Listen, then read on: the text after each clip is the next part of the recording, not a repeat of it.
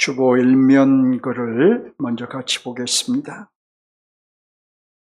무엇을 위해 심을 것인가? 우리의 삶은 날마다 무엇인가를 심는 삶입니다.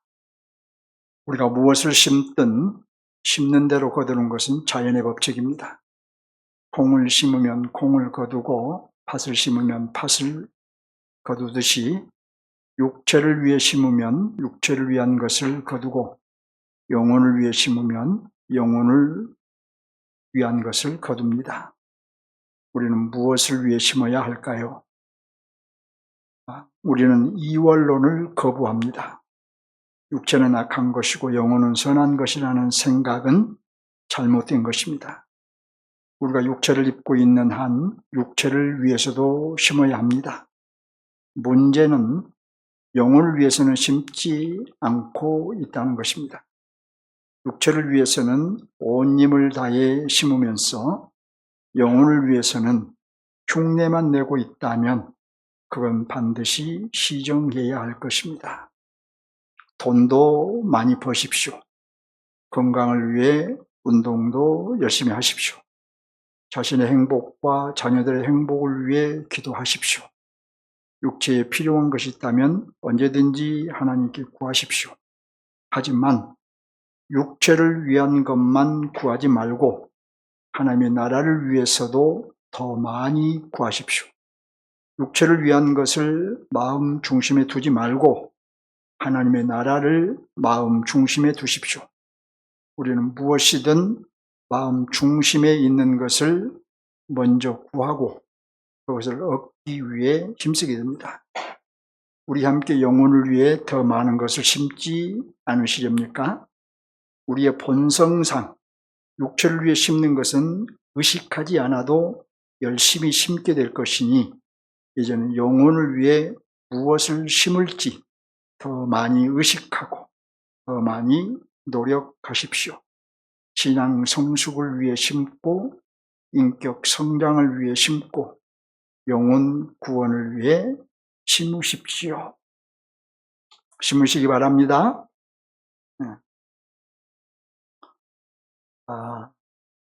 우리 얼굴을 한번 생각해 보세요. 우리 얼굴에는 중요한 4개의 지체가 있습니다. 눈과 코와 귀와 입이 바로 그것입니다. 만약 이것들에게 문제가 생기면 여러분 어떻게 될까요? 다 아는 얘기지만 눈에 문제가 생기면 사물을 보지 못할 수도 있습니다. 코에 문제가 생기면 냄새를 맡지 못할 수도 있습니다. 혀에 문제가 생기면 맛을 느끼지 못할 수도 있죠. 또 귀에 문제가 생기면 듣지 못할 수도 있습니다.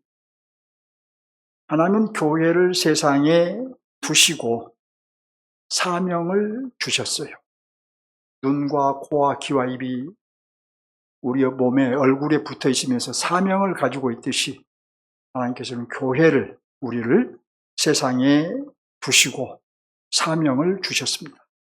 만일 교회가 사명을 감당하지 못하게 되면 사명을 감당하는 이 기능적인 면에서 말하면 무용지물, 쓸모가 없게 됩니다. 교회 자체가 너무너무 귀하고 소중하지만 사명을 감당하는 기능적인 면에서 말하면 그렇다는 거예요. 제가 말하고자 하는 것은 우리는 존재 자체로 만족하는 교회가 되지 말고 사명을 감당하는 교회가 되자는 것입니다. 눈이 볼 수 있는 눈이 돼야 되고 코가 냄새를 맡는 코가 돼야 되고 또 귀가 들을 수 있는 귀가 돼야 하잖아요. 또 우리의 혀가 맛을 느낄 수 있는 혀가 돼야 되잖아요. 그런 것처럼 교회가 존재 자체로만 만족하지 말고 주신 사명을 잘 감당하는 교회가 되자는 것입니다. 이런 교회가 바로 사도행전이 강조하는 교회예요. 예수님은 부활하신 후에 40일 동안 이 세상에 머물렀습니다. 이 40일 동안에 하신 중요한 일은 제자들에게 나타나셔서 하나님 나라의 일을 말씀하셨어요. 오늘 본문에서도 하나님의 나라를 위해 제자들에게 분부하셨습니다. 본문 4절 봅니다. 중반절을 보면 먼저 제자들에게 예루살렘을 떠나지 말라고 하십니다. 예수님께서 예루살렘을 떠나지 말라고 하신 이유는 예루살렘은 여러 가지 면에서 중요한 것이기 때문입니다. 특히 예수님을 십자가에 내어준 성읍이 있죠. 또 이제 곧 성령이 강림하실 성읍입니다. 다음으로 4절을 계속 보면 내게서 들은 바 아버지께서 약속하신 것을 기다리라고 하십니다. 예수님께 들은 바 곧 아버지께서 약속하신 것은 무엇일까요? 요엘 2장 28절로 29절을 보면 하나님은 이스라엘 백성들에게 성령을 보내시겠다고 약속을 하셨어요. 이미 구약에서 성령 보내실 것을 약속하신 거예요. 또 요한복음 14장 16절과 26절을 보면 예수님은 제자들에게 하나님이 성령을 주실 것이라고 약속을 하셨어요. 하나님께서는 제자들에게 성령을 주실 것입니다. 또는 예수님 자신이 제자들에게 성령을 보내실 것입니다. 그래서 예수님은 제자들에게 예루살렘을 떠나지 말고 그 때를 기다리라고 하신 것입니다. 이건 굉장히 중요한 명령입니다. 간단한 명령이 아니에요. 왜냐하면 예수님의 죽음과 부활 없이 우리의 구원이 있을 수 없듯이 성령님께서 그리스도의 구속의 그 공효를 우리 각자에게 입혀주지 않으시면 우리의 중생, 곧 우리의 구원은 발생할 수 없기 때문이에요. 우리의 구속은 그리스도께서 이루셨지만 그 구속이 나의 것이 되게 하신 분은 성령님이시라는 거예요. 그러니 그 성령님이 강림하신다라는 이 약속은 굉장히 중요한 약속입니다. 그래서 예수님은 우리의 구원과 성령님의 관계를 말씀하셨습니다. 5절 볼까요? 요한은 물로 세를 베풀었다고 하시면서 이어서 너희는 몇 날이 못되어 성령으로 세례를 받으리라 이렇게 말씀하십니다. 몇 날이 지나면 약속하신 성령이 오셔서 성령으로 세례를 받을 것이라는 말씀이죠. 세례가 무엇일까요? 죄 사함을 나타내는 표징이에요. 외적인 표징, 물로 세례를 받는 것, 죄 사함을 받는 표징입니다.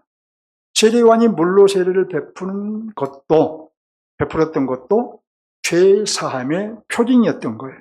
그래서 요한은 회개하라, 천국이 가까이 왔다 라고 하면서 물 세례를 베풀었던 것입니다. 천국 백성이 되기를 원하면 죄를 회개하고 죄 사함의 표징인 물 세례를 받으라는 외침이었던 것이죠.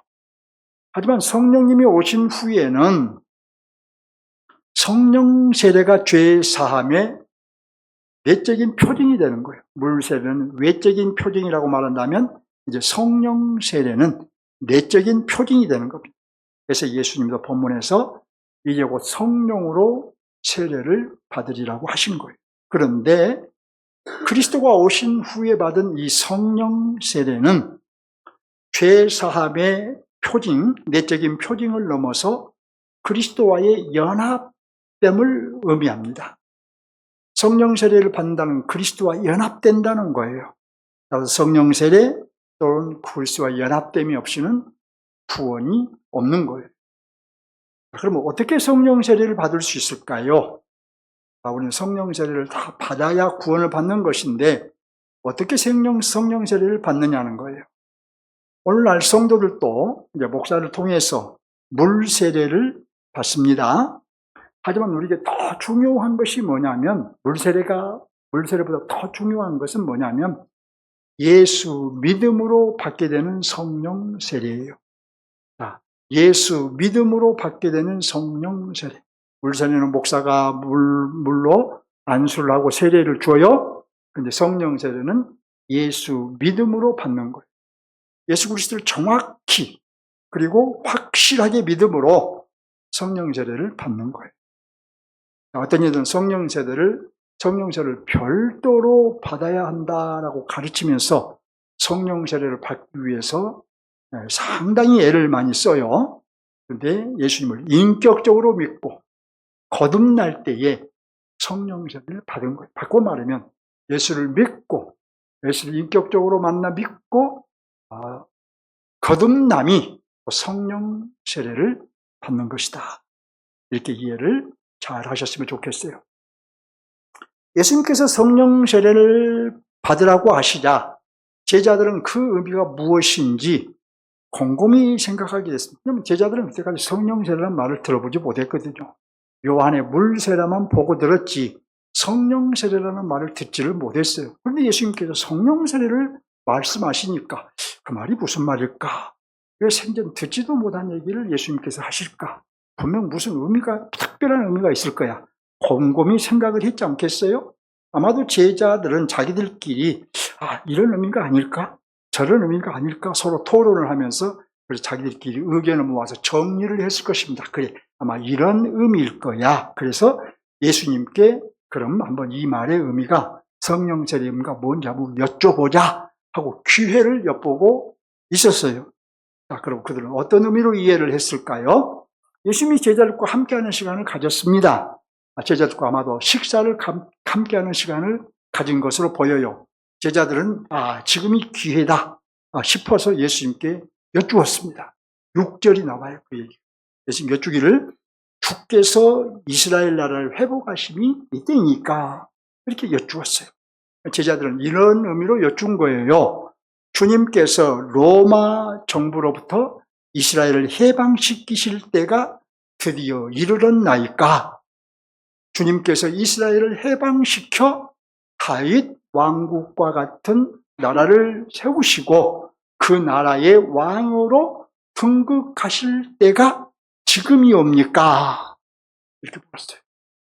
당시 유대인들은 정치적이고 군사적인 메시아를 대망을 했어요. 메시아가 오실 것인데 그 메시아는 정치적으로 로마로부터 자기들을 해방시켜주고 또 다윗 왕국과 같은 강성한 국가를 세우실 그런 정치적이고 군사적인 메시아를 기다리고 있었단 말이에요.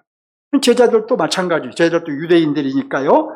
예수님을 정치적이고 군사적인 메시아로 이해를 했어요. 그때 예수님이 오셔서 보니까 기적도 베풀고 막 그런단 말이니까 이분이 우리가 기다린 그 정치적이고 군사적인 메시아임에 분명히 제자들은 여기까지 생각을 했던 거예요. 예수님을 하나님 나라의 왕으로 이해하지 못하고 이스라엘이라는 세상 나라의 왕이 되실 분으로 이해를 했던 것입니다. 제자들이 이스라엘의 회복을 여쭌 데는 그들만의 이유가 있었어요. 다시 정리해보면 첫째로 방금 말씀드린 대로 그들의 그릇된 메시아관 때문이었어요. 그릇된 메시아관. 메시아를 기다리긴 했는데 그 메시아가 어떤 메시아일까라는 그 메시아관이 잘못되어 있었단 말이에요. 그들은 예수님 메시아라고 생각하면서도 로마로부터 이스라엘을 해방시켜 다윗 왕국과 같은 아주 강성한 나라, 강력한 나라를 만드실 것을 기대했던 거예요. 둘째로 예수님의 부활을 오해했기 때문이에요. 예수님의 부활은 상상할 수 없는 놀라운 일이죠. 지금 우리가 생각해도 상상할 수 없는 일이지만 당시 제자들에게도 예수님의 부활은 상상할 수 없는 놀라운 일이었어요. 그래서 제자들은 그 놀라운 부활과 성령으로 세례를 받으리라는 이 예수님의 성령 세례 약속을 자기들의 메시아관에 근거해서 해석을 했어요. 예수님이 죽으시고 부활하셨다? 근데 그 예수님이 또 성령 세례를 약속하셨다? 이 말이 무슨 말일까? 자기들이 가지고 있는 메시아관에 근거해서 그걸 해석을 했어요. 죽음을 이기고 부활하신 예수님께서 성령 세례를 약속하셨다는 것은 바로 이스라엘을 해방시키시겠다는 의미가 아니겠는가? 이렇게 해석을 한 거예요. 그건 바로 이스라엘을 해방시키겠다. 당시 로마의 압제하에 있었던 이스라엘을 해방시키시겠다라는 의미로 이해를 했던 거예요. 해석을 했던 거예요. 그래서 부활하신 예수님께서 성령 강림을 약속하시자 드디어 이때인가 보다 하고 주께서 이스라엘 나라를 회복하심이 이때입니까? 이제 그날이 도래했습니까? 여쭈은 거예요. 주님은 그들의 질문의 의미를 다 간파하셨죠. 하지만 그들이 오해한 것을 책망하지 않으시고 친절하게 대답을 해주셨어요. 제자들은 세상 나라에 초점을 맞추어서 질문을 했지만 예수님은 하나님 나라에 초점을 맞추어서 대답을 하신 것입니다. 7절을 봅니다. 때와 시기는 아버지께서 자기 권한에 두셨다고 하지요. 이어서 너희가 알 바 아니라고 하시죠. 이스라엘이 회복되는 때는, 그들이 묻는 이스라엘 회복, 그 회복 때는 아버지의 권한에 있으니 궁금해도 하지 말고 더 이상 알려고도 하지 말라는 거예요. 너희가 알 바가 아니라는 거예요. 여기서 분명히 해야 합니다. 제자들은 세상 나라에 맞추어서, 초점을 맞추어서 이스라엘의 회복을 물었어요. 자기 조국의 회복을 물었어요. 그러나 예수님은 하나님 나라에 초점을 맞추어서 하나님 나라의 완전한 회복에 대해서 말씀을 하신 거예요. 제자들은 처음부터 자신들의 조국 이스라엘의 회복, 곧 이스라엘이 로마로부터 해방되는 것에 관심을 갖고 그것을 여쭈었지만 예수님은 세상 나라가 아니라 오직 하나님 나라만 생각하며 대답하셨던 것입니다. 제자들도 이때는 겨우 이런 수준이었어요. 제자들의 수준이 예수님을 3년 따라다녔다고 해서 아주 수준 높은 제자들이 아니라 수준이 이때는 우리들만도 못했던 수준이에요. 이게 영적인 것이에요. 그런데 언제 제자들의 수준이 확 달라지느냐, 그걸 봅시다. 제자들 중 몇 명이나 예수님의 대답을 이해했을까 생각해 보면 예수님은 제자들의 그런 이해 여부를 확인하지 않고 바로 하나님 나라의 미션을, 사명을 그들에게 주십니다. 그들이 예수님의 말씀을 이해했는지, 이해하지 못했는지 물어보지도 않고 너희 내 말 이해했냐? 지금 무슨 말인지 알겠느냐? 물어보지도 않고 미션을 주셔요. 왜 바로 미션을 주셨을까요? 제자들이 말을 알아들어야 미션을 주든 말든 할 터인데 알아들었는지 못 알아들었는지 확인도 안 하시고 미션을 주셨어요. 세상 나라에 집중하고 있는 제자들에게 하나님 나라의 미션을 주시는 것은 사실 의미가 없는 건 아닐까요? 세상 나라에 온통 관심을 쏟고 이스라엘의 회복이 될 날을 기다리고 있는 그들에게 하나님 나라의 미션을 주신다는 것은 사실은 의미가 없을 것 같은데 그럼에도 불구하고 예수님은 그들에게 하나님 나라의 미션을 주셨단 말이에요. 예수님은 정치적이고 군사적인 메시아를 가지고 있는 그때, 그 당시에 그 자기 앞에 있는 제자들을 보신 것이 아니었어요. 그들만 보면 답답했겠죠. 하나님 나라는 이해 못하고 어떻게 하든 저 이스라엘이 자기 조국이 회복될 것만을, 로마로부터 해방될 것만을 학수고대하고 있는 그들이 답답했겠죠. 이제 곧 성령이 오셔서 세례를 받은 후 예수님이 누구신지 정확하게 깨달아야 되는데 예수님 바로 그때를, 그 제자들을 바라보며 미션을 주신 거예요. 그럼 자기 앞에서 우문하고 있는, 우둔한 질문을 하고 있는 그 제자들을 보시면서 미션을 주신 것이 아니라 잠시 후에 성령이 강림하신 이후에 제자들을 생각하며 그 제자들을 바라보며 미션을 주셨다는 의미인 것입니다. 제자들은 성령이 강림하셔서 이제 성령 세례를 받고 나면, 성령을 받음이 성령 세례라고 말씀드렸죠? 성령 세례를 받고 나면 이제 8절에서 주시는 미션을 기억하고 깨닫고 또 수행할 것입니다.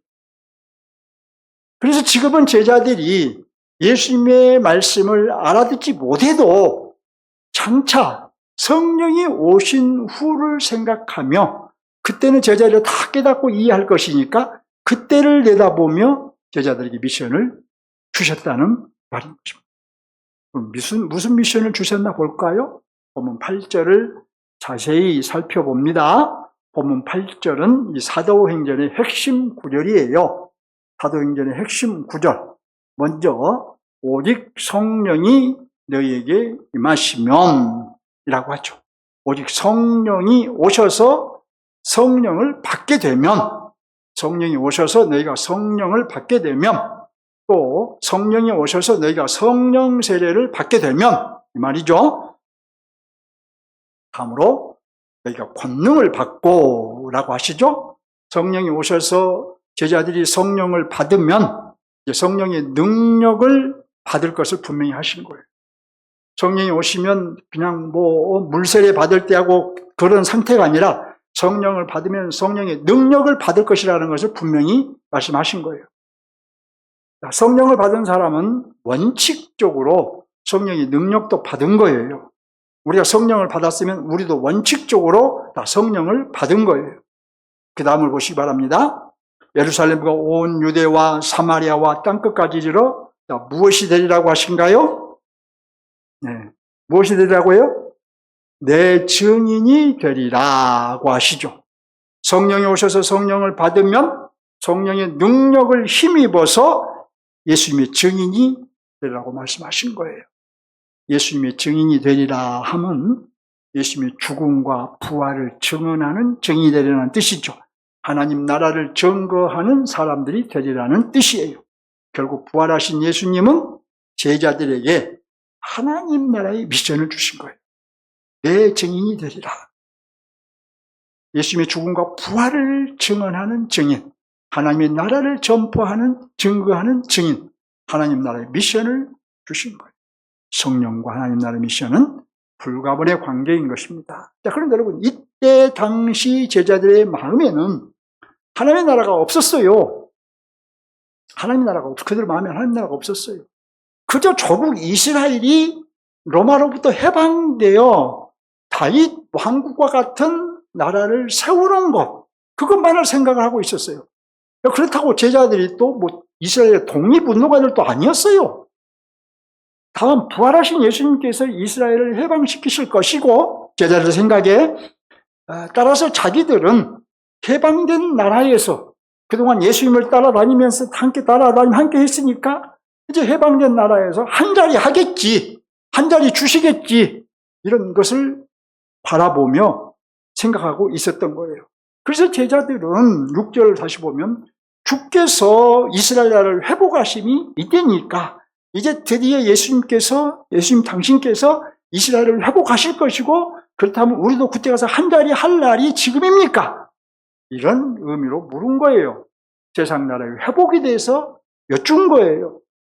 이런 제자들이었지만 성령을 받은 후에는 미션을 깨달았어요. 바꿨어요. 완전히 바뀌어버렸어요. 때와 시기는 아버지께서 자기 권한에 두셨다라는 말씀도 이 말이었구나 하고 깨달을 것이고, 땅끝까지 내 증인이 되리라라는 이 미션도 깨닫고, 정확하게 깨닫고, 이제 자기들의 관심을 이 하나님 나라 미션을 수행하는데 두고 살게 될 거예요. 성령을 받고 나서는. 세상 나라인 이스라엘을 회복하는 것이 아니라 하나님의 나라를 세우고 확장하는 이름을 깨달았다. 자, 여기서 한번 점검해 보면 성령을 받은 이후의 제자들을 보세요. 그 제자들은 대부분의 제자들이 순교를 하면서까지 복음을 증거하는 일을 감당을 했어요. 성령을 받고 깨달은 거예요. 그래서 그 이후로 제자들 증인의 삶, 미션을 수행하기 위해서 목숨을 걸었던 거예요, 여러분. 땅끝까지 복음을 증거하기 위해 생명을 내놓았던 거예요. 기꺼이 순교를 당하면서도 미션을 수행했어요. 성령을 받음으로, 곧 성령 세례를 받음으로, 곧 성령의 강력한 능력을 힘입어, 성령 충만을 말해요. 성령의 강력한 능력, 이 성령의 충만을 힘입어 증인의 삶을 살았던 거예요. 성령을 받기 전과 받은 후의 변화를 주목해 보시기 바랍니다. 성령을 받기 전에는 깨닫지도 못하고 알지도 못하고 온통 세상에 집중을 했지만, 성령을 받은 후에는 예수의 말씀을 깨닫고 기억나게 하고 미션의 의미를 깨닫고 그 미션을 수행하는 능력 있는 제자들이 됐단 말이에요. 우리에게도 이런 변화가 전과 후에 있다. 성령 세례를 받기 전, 그러니까 예수를 믿기 전과 믿은 후에 우리에도 이런 변화가 원칙적으로 있다. 라는 걸 생각하셔야 돼요. 이건 제자들 얘기라고만 생각하지 마시고, 이 얘기가 내 얘기도 되겠구나. 이렇게 생각을 하시면서 말씀을 들으시라는 겁니다. 교우 여러분, 부활하신 예수님은 이 미션을 주시고 무엇을 하셨을까요? 곧바로 다음 절인 9절 이하를 보면 제자들에게 이 하나님 나라의 미션을 주시고 승천해 버리셨어요. 예수의 말씀을 제대로 알아듣지도 못한 그 제자들만 남겨두고 승천해 버리신 거예요. 미션을 받았으나 수행할 능력이 없는 그 제자들만 남겨두고 승천해 버리신 거예요. 예수님 자신이 할 일은 여기까지였기 때문이에요. 죽으시고 부활하셔서 하나님 나라를 세우시고 제자들에게 미션을 주시고 여기까지 성령을 약속하시고 여기까지가 예수님이 하실 일이었던 거예요. 인간의 몸을 입고 오셔서 십자가에 죽으시고 부활하시고 제자들에게 미션을 주는 등 할 일을 다 하셨던 거예요. 그러면 이제 나머지 일은 누가 해야 할까요? 제자들이 이 미션을 수행하도록 제자들을 이끌어 가시는 일을 누가 해야 되겠어요? 이제 곧 강림하실 성령께서 하실 일인 것입니다. 성령님이 승천하신 예수님을 대신해서 예수님은 승천하시고 그 예수님을 대신해서 성령님이 이 땅에 오시고 제자들에게 임하여 미션을 감당하도록 능력을 주시고 제자들이 미션을 감당할 때에 항상 함께 하실 것입니다. 누가요? 성령님께서. 예수님이 승천하신 후에 그래서 오순절날 성령님이 강림하셨습니다. 제자들은 성령을 받았습니다. 곧 성령 세례를 받았습니다. 성령의 능력으로 증인의 삶을 살았습니다. 제자들을 대신해서 하나님 나라가 세워지고 확장하게 하셨습니다. 제자들이 사도로서 전했던 복음이 지금도 전파되고 있죠. 하나님 나라의 미션이 지금도 수행되고 있는 거예요. 제자들이 12제자가 수행했던 그 미션을 세워진 교회가 계승을 해서 지금도 교회가 그 미션을 수행하고 있는 거예요. 그러니까 우리도 그 제자들의 사역을 계승해서 미션 수행을 계승해서 온누리교회도 이 미션 수행을 이제 계속 해가야 하는 거예요. 이것이 바로 사도들이 세운 교회인 거예요. 결국 본문의 핵심이 뭐냐? 교회, 곧 성도들은 하나님 나라의 미션을 수행하라. 우리 교회, 온누리교회, 또 교회 분자인 우리 각자 성도들은 무엇을 하라는 말이냐? 오늘 말씀이 하나님 나라의 미션을 수행하라. 이 말을 하고 있는 거예요. 교회고 성령을 받은 성도들은 부활하신 예수님의 미션을 수행하는 사명자, 곧 복음의 증인으로 살아야 한다는 것입니다. 주님 다시 오시는 날, 그날까지, 그리고 세상 끝까지 가서 복음의 증인이 되라는 거예요. 이것이 우리에게 성령을 주신 목적 중 하나입니다. 자, 그런데 여기서 우리 잠깐 주보에서 보았던 글을 한번 생각해 봅시다. 제가 그랬죠? 성도들은 전도하는 것을 별로 좋아하지를 않는다는 것. 무엇을 심어야 될지를 잘 모른다는 것. 본문의 핵심 메시지가 교회 곧 성도들은 하나님 나라의 미션을 수행하라는 것인데, 그러므로 이제 여러분 우리는 이 말씀에, 이 메시지에 귀를 닫지 않아야 합니다. 귀를 닫아버리면 안 돼요. 제가 목회하면서 전도를 여러 번 강조했고 또 그렇게 전도에 대해서 많이 말씀도 전해보고 했지만 항상 안타까운 것은 이런 말씀이 귀를 닫아버려요. 나하고는 관계없는 말씀이라고 생각하는지, 나는 할 수 없다고 생각하는 것인지, 관심이 없다고 생각하는 것인지 귀를 닫아버린 성도들이 많아요. 여러분, 마음을 여십시오. 지금 주님께서 우리에게 마음을 열라고 말씀하십니다. 우리가 이런 말씀에 귀를 닫고 마음을 닫아버리면 박수를 치며 환호하며 좋아할 자가 있어요. 바로 사단이에요. 우리가 지금 이런 미션을 수행하라는 말씀에 귀를 닫아버리고 마음을 닫아버리면 지금 그런 우리를 바라보면서 박수를 치면서 사단은 좋아해요. 여러분, 주님이 원하시는 일을 하시렵니까? 아니면 사단이 좋아하는 일을 하시렵니까? 자, 우리는 교회로서 이 부활주의 미션을 수행해야 합니다. 성령을 받은 성도로서 복음의 증인으로 살아야 합니다. 주님 다시 오시는 그날까지, 우리의 생명이 다하는 그날까지 부활하신 주님께서 주신 미션을 수행해야 합니다. 복음의 증인이 되어 세상 구원에 전력해야 합니다.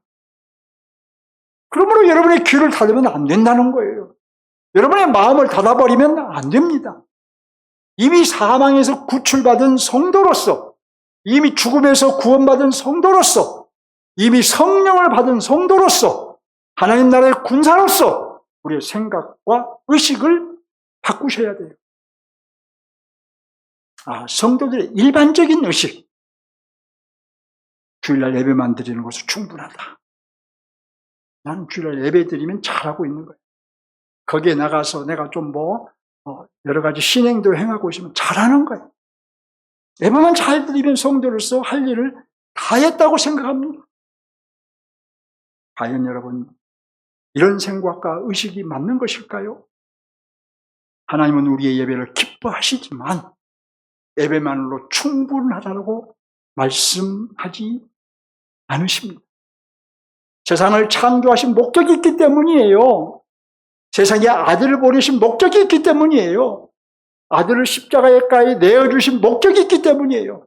우리에게 성령을 주신 목적이 있기 때문이에요.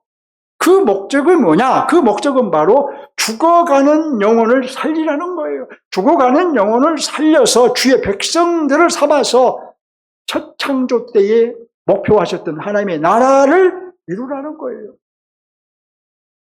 그래서 하나님은 우리의 예배도 기뻐하시지만 한 영혼을 살리는 것을 무척 기뻐하십니다. 그래서 주님께서도 복음서에서 잃어버린 양 한 마리 비유를 하시면서 목자가 잃어버린 양 한 마리를 99마리를 두고 99마리가 있는데 그 99마리를 놔두고 잃어버린 한 마리 양을 찾아서 헤매서 찾고 나서 그걸 찾은 것을 인해서 얼마나 기뻐하셨는가, 그 비유를 말씀하셨잖아요. 우리의 미션 수행을 그렇게 원하신단 말이에요. 한 마리 잃어버린 양을 찾아 나서라고 말씀하셔요. 99마리 양이 있을지라도 그로 만족하지 말고 그 한 마리 잃어버린 양을 찾아서 나서라는 거예요. 그러니 나도 미션 수행을 위해서 나를 드리겠다, 이런 마음을 정해야 되지 않겠습니까? 우리 주님이 그리 말씀하시니 우리도 그렇게 마음을 정해야 되지 않겠어요? 성령님께서는 지금 이것을 요구하시는 줄 믿습니다. 하나님 나라의 미션 반드시 수행하겠습니다. 우리 마음에 꼭 다짐을 하면서 은혜를 구해야 돼요. 하나님 나라 관점에서 봅니다. 사도행전의 하나님의 나라는 사도들에 의해서 선포되고 하나님의 나라가 선포된 하나님의 나라. 서신서와 마찬가지. 그렇다면 본문의 하나님의 나라는 하나님의 나라 어느 면을 보여주고 있을까요? 하나님의 나라는 여러 면들이 있어요. 오늘 본문은 특별히 어느 면을 보여주고 있느냐는 거예요. 본문의 하나님의 나라는 하나님의 나라를 선포하라는 미션, 부활주의 미션을 수행하는 나라라는 걸 알 수 있어요. 자, 이 사도행전의 하나님의 나라는 부활주의 미션을 수행하는 나라, 이 면을 보여주고 있다는 거예요. 성령을 받고 주님과 연합되어 이 나라에 들어간 우리는 부활주의 미션을 수행하여 하나님의 나라를 전파하고 확장해야 한다는 거예요. 우리 모두는 이 미션을 받았어요. 이 미션을 수행을 해야 돼요. 그러면 어떻게 이 미션을 수행할 수 있을까요? 이제 중요한 것은 우리가 지금까지 이 미션을 제대로 수행하지 못했다 할지라도 지금까지 여러분들이 살아오면서 전도하려고 애를 써본 성도들도 있고 실제로 전도하기 위해서 태신자도 내보고, 옛날에 우리가 여러분이 써온 태신자를 뒤에다가 붙여놓고 우리가 일을 다 해봤어요. 그래서 여러분들 가운데 전도하실 분도 있고 전도자로 활동한 분도 있고 여러분 전도하려고 애를 써봤어요. 그런데 또 사실 전도에는 전혀 관심 없는 성도들도 있었어요. 그러나 이제는 달라야 돼요, 여러분.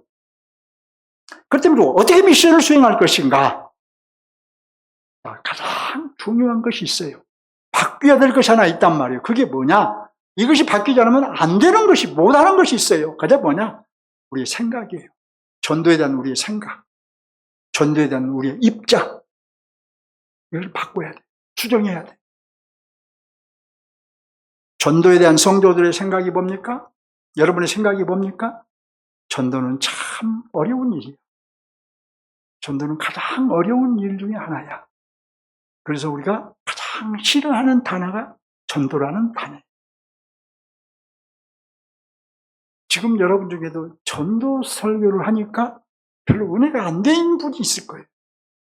성령을 받아서 성령이 내 안에서 나에게 능력을 주시고 내가 이제 전도자로 살아갈 수 있겠구나라는 이런 어떤 미션을 수행하는 데 꿈을 꾸는 것이 아니라 참고 딱딱한 설교하시는구나. 전도를 싫어해요.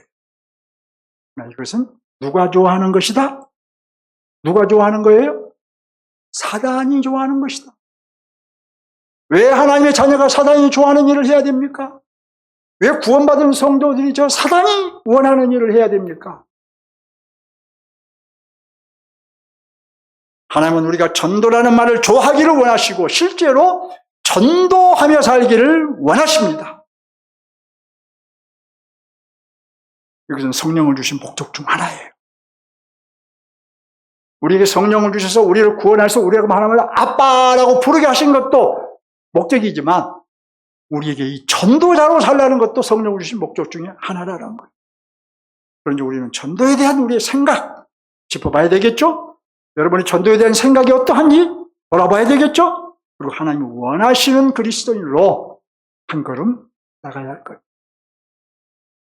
자, 우리 어떤 생각을 수정해야 될까요? 첫 번째로 전도에 대한 우리의 생각, 첫 번째로 수정해야 될 것은 전도를 매우 어려운 일이라고 생각하는 수정해야 돼요. 전도는 어려운 일이야. 수정해야 돼요. 이 생각을 수정해야 미션을 수행할 수 있습니다. 왜 전도는 어려운 일이라고 생각할까요? 우리가 전도는 나 혼자 한다고 생각하기 때문이에요. 전도가 표면적으로는 내가 하지만 내가 태신자도 찾고 내가 입술을 열어 복음도 전하고 표면적으로는 내가 해요. 그러나 여러분 사실은 성령께서 나를 통해서 하시는 이 전도인 거예요. 성령이 내게 오셔서 내게 능력을 주셔서 말할 수 있는 말하는 능력도 주시고 복음을 증거하는 능력도 주시고 사람을 담대하게 만날 수 있는 능력도 주시고 용기도 주시고 성령이 나를 통해서 하시는 거예요. 그러니 전도는 나 혼자 하는 것이라는 생각을 버려야 합니다. 내가 내 의지와 내 힘으로 한다는 생각을 버려야 돼요. 성령님이 나를 통해서 하시는 것이라고 생각을 바꿔야 돼요. 그러면 전도가 두렵지 않고 좀 더 쉬운 일이 될 것입니다. 두 번째로 수정해야 될 것은 생각이에요. 전도에 대한 생각, 입장. 두 번째로 바꿔야 될 것은 전도에 대한 관심을 갖지 않는 것. 이걸 먼저 바꿔야 돼요. 전도는 내가 할 일이라고 생각하지 않습니다. 왜 우리는 전도에 대해서 관심을 갖지 않을까요? 자, 이것이 얼마나 큰 문제인가 한번 제가 비유적으로 말씀을 드려볼게요. 누구나 좋은 선물을 받으면 고맙다는 말을 하죠? 그렇죠? 좋은 선물을 받았어요. 고맙다는 말을 표현해요. 그리고 내가 좋은 선물을 받았어요. 어떻습니까? 주변 사람들에게 자랑을 해요. 나 이런 선물을 받았어. 우리 부모님이 우리 자녀들 이런 선물을 해줬어. 또 목사는 성도들이 목사라고 나에게 이렇게 선물을 해줬어. 자랑을 해요. 자랑을 많이 해요. 그게 정상 아닙니까? 선물을 받으면 자랑하는 것이 정상이에요. 고맙게 생각. 근데 만약 고맙다는 말을 하지 않으면, 또 자랑하지 않으면, 선물을 준 사람에게 내가 어떤 마음을 전달하고 있느냐, 어떤 메시지를 주고 있느냐, 나는 선물이 마음에 들지 않아요 라고 말한 거나 똑같아요. 또는 이 선물은 나에게 필요한 것이 아니에요 라고 말하는 것과 똑같아요.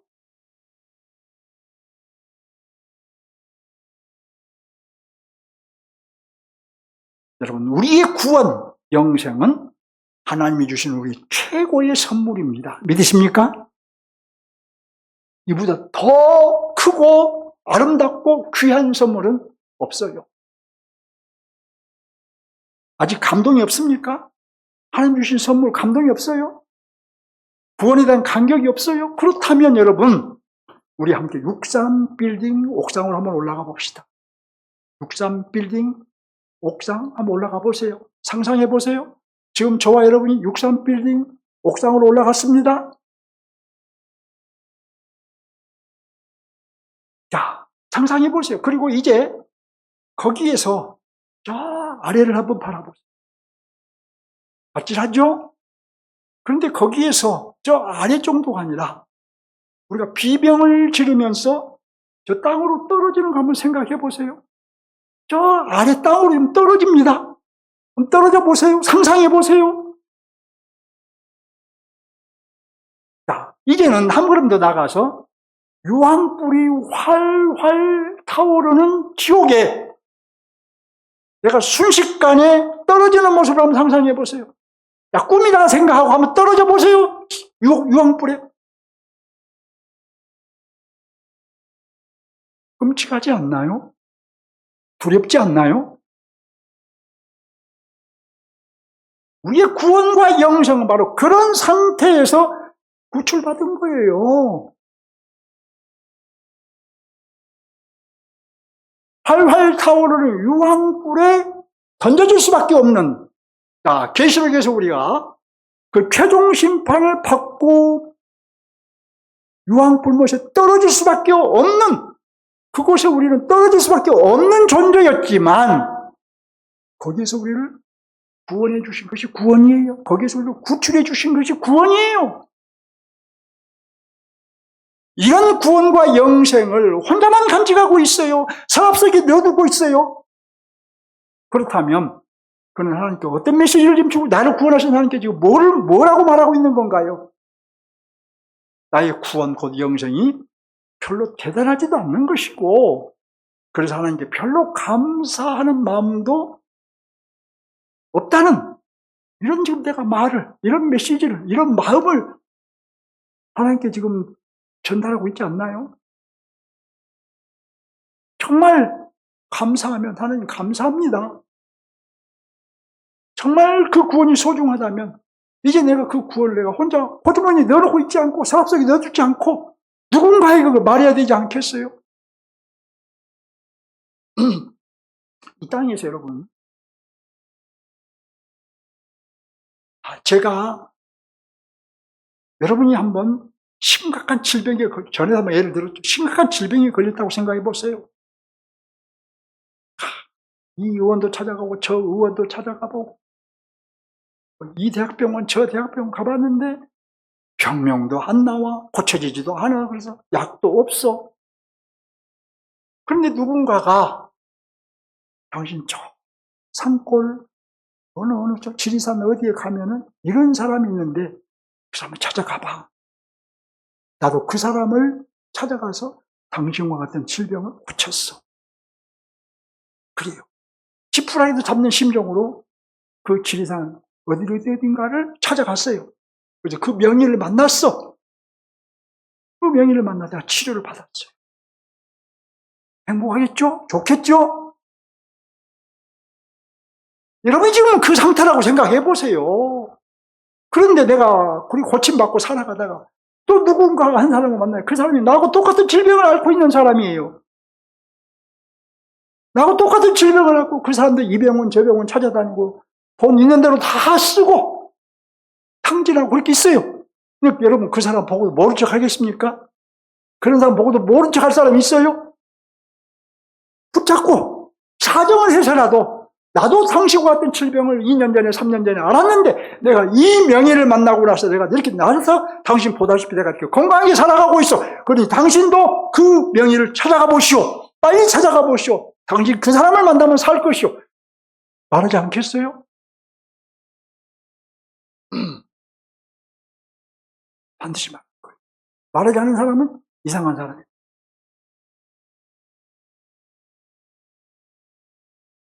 우리가 유황불못에 떨어져 있는 사람들을 보고도 입 다물고 있고 눈 감고 있다면 그건 자기 구원이 어떻게 주어진 것인가를 이해하지 못한 사람.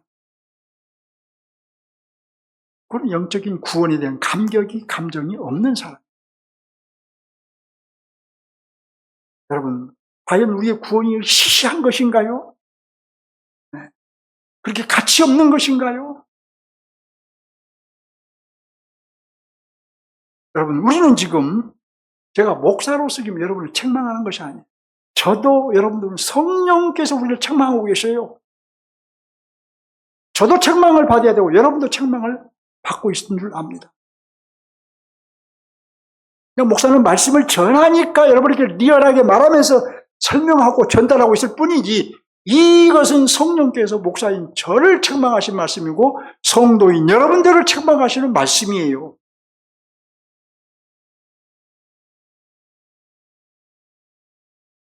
저와 여러분이 주신 부활주의 미션은 구원받은 자로서 수행하지 아니할 수 없는 미션입니다. 자원함으로 수행하는 것이 좋지만 자원함으로 수행하는 것이 최선이죠. 그렇지만 여러분 말씀의 능력을 힘입어 사다. 지금 말씀이 우리를 밀어주잖아요. 미션 수행하라고 지금 말씀이 우리를 밀고 있잖아요. 이렇게 말씀이 능력을 힘입어 사든 또 우리 교회가 이제 금년은 3대 목표 중 하나가 영혼구원이잖아요. 이제 교회가 가는 방향이죠. 그게 우리 교회가 가는 방향에 동참하는 마음으로 하든 그러니까 성령이 말씀의 능력을 힘입어 하든 교회가 가는 방향에 동참을 하든 어떠하든 부활주의 미션 수행을 피하면 안 됩니다. 절대 안 됩니다. 반드시 이 미션 수행을 해야 합니다. 사도 바울은 엄청난 결과를 냈어요. 미션 수행을 하면서. 모든 사도들이 다 바울과 같은 결과를 낸 건 아니에요. 그러니까 우리가 어떤 결과를 내느냐, 어느 정도의 성과를 내느냐, 이건 따지지 마세요. 중요한 것은 이 미션 수행을 하는 거예요. 이 미션 수행을 하기 위해 내가 움직이는 거예요. 중요한 건 이거예요. 다 모든 사도들이 바울과 같은 결과를 낸 건 아니에요.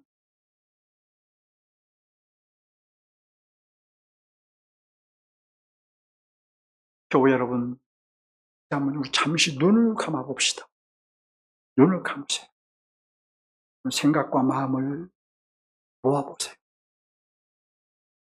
제자들이 주님을 마주했던 것처럼 부활하신 주님과 마주해 보십시오. 지금 여러분 앞에 부활하신 주님이 계십니다. 여러분을 바라보시는 주님을 여러분 바라보십시오. 주님의 눈을 바라보세요. 그리고 주님의 말씀에 귀를 한번 기울여 보세요. 내가 너에게 미션을 주노라. 미션을 주노라. 이 말씀이 들리신가요? 오늘 말씀을 통해서 이 말씀이 들리신가요? 땅 끝까지 이르러 내 증인이 되라. 이 명령이 들리신가요? 주님의 제자라면 들어야 합니다. 성도라면 들어야 합니다. 구원받은 사람이라면 들어야 돼요. 성령을 받은 사람이라면 들어야 돼요. 우리는 여러분 세상적인 미션을 수행하며 살 자가 아닙니다. 하나님 나라의 미션을 수행하며 살아야 할 그리스도인이에요. 세상 나라를 향해서 갈 것이 아니라 이제는 하나님 나라의 미션을 수행하는 거룩한 성도가 되어야 합니다. 그러므로 우리 한번 성령님과 함께 도전해 봅시다. 하나님 나라의 미션을 한번 수행해 봅시다. 우리에게 성령을 주신 목적은 복음의 증인이 되라는 것이다. 내가 성령을 주신 목적 중 하나는 바로 하여금 복음의 증인이 되라는 것이다. 이걸 잊지 마시고 성령의 능력을 힘입고 전도자의 삶, 증인의 삶을 살아보겠다 다짐하시고 이후로 은혜를 구하시기를 주님의 이름으로 축원합니다. 주님을 향해 한 걸음 더 나갑시다.